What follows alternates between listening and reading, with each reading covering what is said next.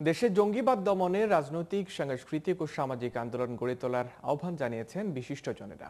বাংলাদেশে জঙ্গিবাদ বিস্তারে বিদেশি হাত শীর্ষক গোলটেবিল আলোচনায় এ আহ্বান জানিয়ে তারা বলেন, দেশে আইএসের কোনো অস্তিত্ব না থাকলেও অভ্যন্তরীণ বিভিন্ন ধর্মভিত্তিক সংগঠন জঙ্গি তৎপরতা চালিয়ে যাচ্ছে। জঙ্গিবাদ নির্মূলের অর্থের উৎস বন্ধে ব্যবস্থা গ্রহণ ও নজরদারি বাড়ানোর পরামর্শ তাদের। বিস্তারিত ফেরদৌস সারিফিনের রিপোর্টে।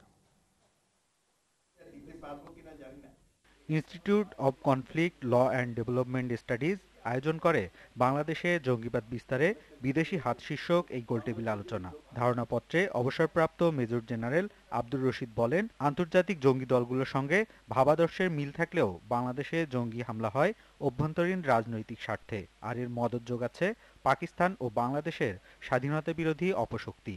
মুক্তিযুদ্ধের চেতনা ও অসাম্প্রদায়িক বাংলাদেশ পাকিস্তানের জন্য শুভকর নয় ও তারা ঝুঁকি মনে করে। তারা অর্থ দিয়ে, ট্রেনিং দিয়ে আমাদের জঙ্গিদের, আমাদের সন্ত্রাসীদের সাহায্য করছে। বাংলাদেশে আইএস তো নাই এবং এই ধরনের সংগঠন অর্থাৎ জঙ্গিবাদী সংগঠনের কোনো সম্ভাবনা এখানে নাই। আলোচকরা অভিযোগ করেন, মাদ্রাসা শিক্ষার মাধ্যমে জিহাদের বিভিন্ন অপব্যাখ্যা করে উগ্রবাদী ধারণাকে ছড়িয়ে দেওয়া হচ্ছে। এছাড়া অন্য শিক্ষা মাধ্যমেও শিক্ষার্থীদের মগজ ধোলাই করছে ধর্মভিত্তিক বিভিন্ন সংগঠন। মাদ্রাসাগুলো হচ্ছে টেরোরিজম বা সন্ত্রাস তৈরির কারখানা।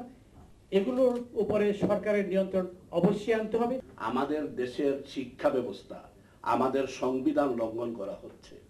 আমাদের সংবিধানেই সুস্পষ্টভাবে আছে একমুখী শিক্ষা ব্যবস্থা। বিভিন্ন ধরনের যে গুরুত্বপূর্ণ স্থাপনাগুলোর পাশে মসজিদ কিংবা মাদ্রাসার আয়তন বৃদ্ধি পায়, উচ্চতা বৃদ্ধি পায় এবং এমনভাবে জিনিসগুলোকে দাঁড় করানো হয় যেটা ওইখানকার থানা কিংবা র্যাব অফিস কিংবা কোনো কিছু প্রত্যেকটা যেন টার্গেটের মধ্যে থাকে। দেশে একমুখী শিক্ষা ব্যবস্থা চালু, জঙ্গিবাদে অর্থায়নের উৎস বন্ধে নজরদারি বাড়ানো এবং জঙ্গিবাদের বিরুদ্ধে সচেতনতা সৃষ্টির সুপারিশ করেন বক্তারা। জঙ্গিবাদ বিরোধী একটা জাতীয় রাজনৈতিক ঐক্যমত্য তৈরি করতে হবে। Ferdous Sarifin, GTV news, Dhaka.